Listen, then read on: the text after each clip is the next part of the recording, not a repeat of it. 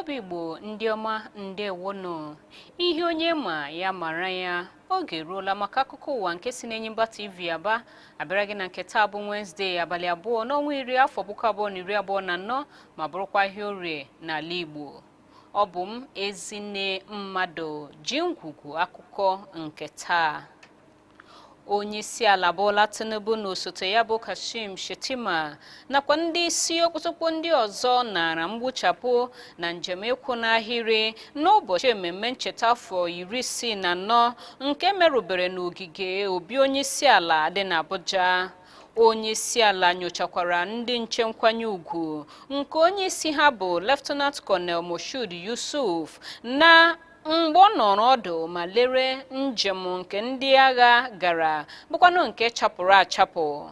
Mmemme ahụ bụkwa ihe ngosi nke ọdịnala dị iche iche sitere na mpaghara zon 6 enwere n'ala anyị na-arụtụ aka n'ume nakwa ndịiche nke enwere na banyere ụmụafọ obodo a.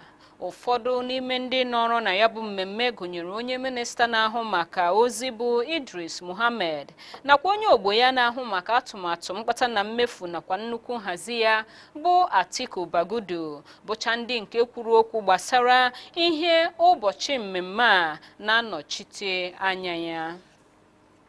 Ndị ntorobịa na steeti Lagos, Osun nakwa Ondo nọpụtara n'igwe n'okporo ámá na njegharị iwe megide ọnọdụ akụnụba nke na-agba ka agbụsị n'ahụ n'ala Naịjirịa.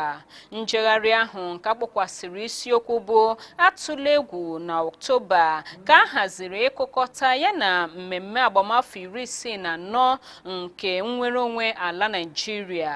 Ndị njegharị ahụ weliri olu ha ma kwupụta ihe ndị na-enweghị iwe n'obi gbasara oke ọnụ nke ngwaahịa, oke ọnụ ahịa nke mmanụ patrol nakwa nnukwu ha bụ ịta ikikereze nke ọnọdụ akụnụba merela ka onye ọbụla na-ata n'ala anyị, na-ekwughachi ihe ndị ekwukwara n'oge njegharị kwụsị ọchịchị ọjọọ emere n'ọnwa Ọgọst. Akụkọ kọrọ na njegharị ahụ gara nke ọma na steeti Lagos, Osun nakwa Ondo ebe ndị njegharị nọrọ na ọchịchị ọjọọ nke hiri odo. Ndị njegharị ahụ gbakọtara n'ogbe Ụtako nke dị n'Abuja isi obodo ala anyị na-efegharị Ụtako nke dị n'Abuja isi obodo ala anyị na-efegharị ọkọlọtọ ala anyị nakwa akwa ndị edere ihe ndị dị ka kwụsị ọchịchị ọjọọ, ndị bi na mba ndị ọzọ ga-atụ vootu, kwụsị oke iri elu ọjị nke obibi ndụ nakwa ihe ndị ọzọ, mana ndị uwe ojii chụsasịrị ha niile. Onye kọmishọna ndị uwe ojii na ka o si na-adị na-ekwupụta na onweghị mgbe a wakporo ndị ji ụzọ udo na-eme njegharị. N'ozi nke onye nkwuchite ọnụ ndị uwe ojii DSP Josephine Adezipụrụ, ndị uwe ojii ka na-esi ọnwụ na mwụbata ha wụbatara bụ iji gbochie ndị efulefu ịmalite iwakpowa ụlọ ahịa ndị mmadụ, n'ihi na nke ahụ bụ agwa ụfọdụ n'ime ndị gbebara n'etiti ndị a na-eme njegharị iwe chọrọ ịkpa. Dịka ala Naịjirịa merụbere agbamafọ 64 nke nnwere onwe, ihe niile eji echeta abalị mbụ nke ọnwa Ọktoba ka gbapụtakwara ihe. Ọ na-abụ oge nnwere onwe mana ka ọtụtụ afọ gachara, ihe ndị ebu n'obi maka ụbọchị a nakwa ihe ndị nke na-eme eme a na-ahụ anya adịghị ekwekọrịta. Nke a na-akpalite ajụjụ bụ olee otu anyị mere na dịka mba n'ime afọ ndị a. Kamgbe nnwere onwe ala Naịjirịa enweela ndị isi ala mmadụ 5 chịrị ọchịchị nke gụnyere ndị chịkwara n'oge ọchịchị ndị agha soja mmadụ dịka Chief Olusegun Obasanjo nakwa onye isi ala Muhammadu Buhari.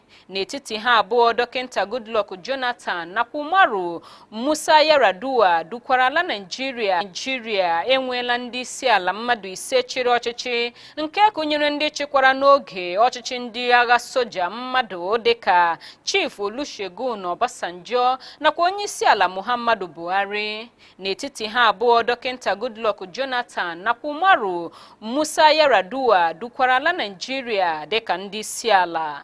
ugbu a na-agba ya nke iri n'ọchịchị nnwere onwe n'okpuru onyeisiala Bola Ahmed Tinubu. Naijiria na-eche ọtụtụ ihe ịma aka ihu ndị dị yiri ebuli mmiri nke na-akwagharị ala anyị, nke gụnyere ihe isi ike, ihe ịma aka ndị nke na-eche akụnụba ihu, enweghị nchekwa nakwa iyi egwu a na-eyi ịdị n'otu nke obodo a. N'ozi mgbasa ozi ya n'ụbọchị ncheta nnwere onwe, onyeisiala Tinubu gbara ụmụafọ obodo Naijiria ume ka ha nọgide na-enwe ndidi, na-emesi ha obi ike na mkpụgharị na-aga n'ihu bụkwanụ nke na-amalitela ịmịta ezigbota mkpụrụ.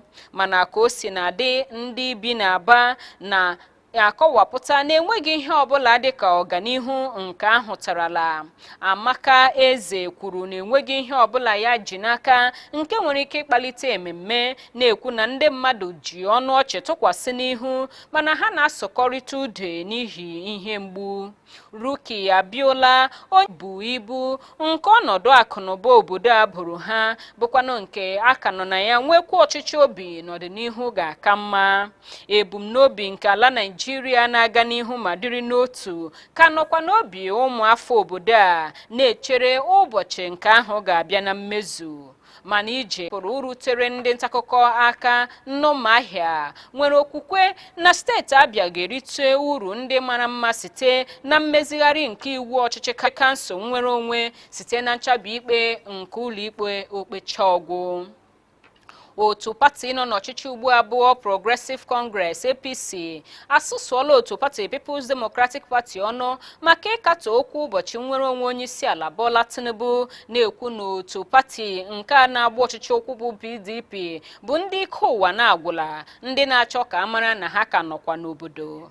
Otu pati PDP n'ozi ha zipụrụ site n'aka nnukwu odeakwụkwọ ọhaneze ha bụ Degbo Olugunagba katọrọ Tinubu maka ikwu ihe ndị ọ na-arụghị n'okwu ncheta nke afọ 64 nke nnwere onwe ya.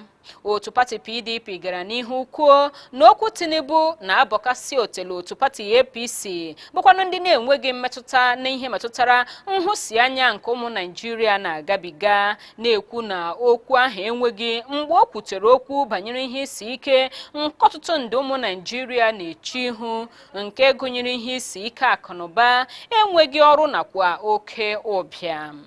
Ka o si na-adị, onye dairektọ mgbasa ozi nke otu pati APC Bala n'aka otu pati PDP dịka nke ofu obi, n'ihi na otu pati APC arụzuola ihe ndị nke rara ya bụ otu pati PDP ahụ ịrụ n'oge nke ha.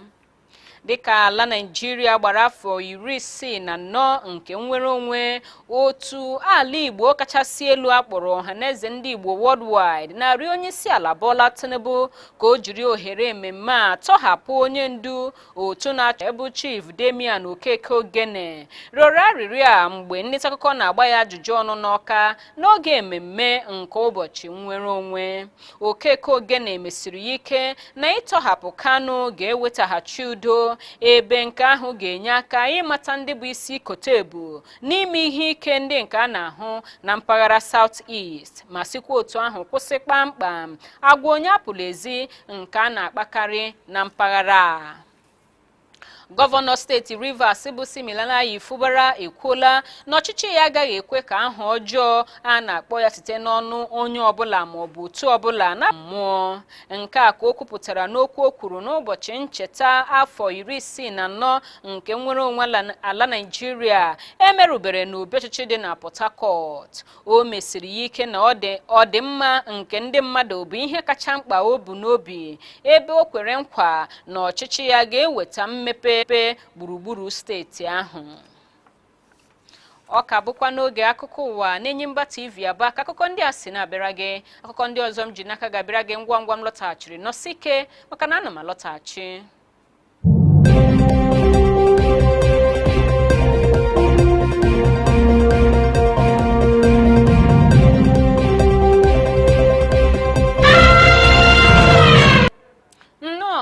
Na-eburu n'obi n'ịka n'ebe ahụ, ngwa ka anyị gaa n'ihu n'akụkọ ndị nke anyị ka ji n'aka fọrọ.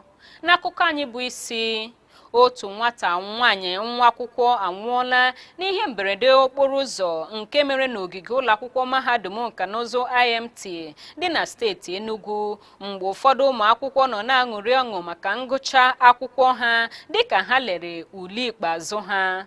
Otu nwata akwụkwọ na-achọghị ka akpa aha ya n'akụkọ kwuru na otu n'ime ndị a gụchara akwụkwọ onye obi ụtọ na-egbu ka mmanya nọrọ na-anya ụgbọala ara ara tupu ụgbọala ahụ agbaba n'ime igwe ụmụ akwụkwọ.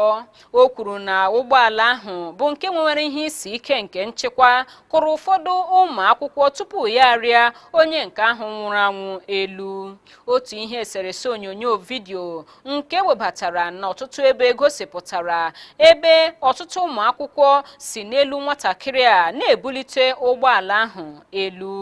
Mgbe ọ na-ekwupụta maka ya bụ ihe ọdachi, onye na-arụgodo ọrụ dịka onye rektọ nke ụlọ akwụkwọ mahadum IMT bụ Emeka Ejim kwuru na nwata nwaanyị ahụ nwụrụ anwụ abụghị nwa akwụkwọ nke IMT kama ọ bụ nwa akwụkwọ Peaceland.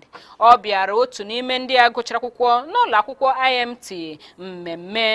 Ụlọ akwụkwọ mahadum Peaceland bụ ụlọ akwụkwọ mmadụ nwe nke na-adịghị anya n'ebe ụlọ akwụkwọ IMT nọ.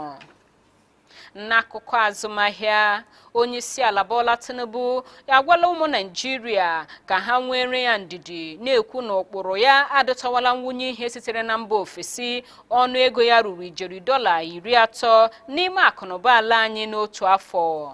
Onyeisiala kwupụtara nke a na mgbasa ozi ya nke o mere maka ememme agbamafọ 64 nke nnwere onwe ala Naịjirịa. O kwuru na akụnụba ala anyị na-agabiga mkpụgharị dị oke mkpa na-arụtụ aka n'ichezighị ịhụ na ọ ga-ejere ụmụafọ obodo ozi n'ụzọ ka mma.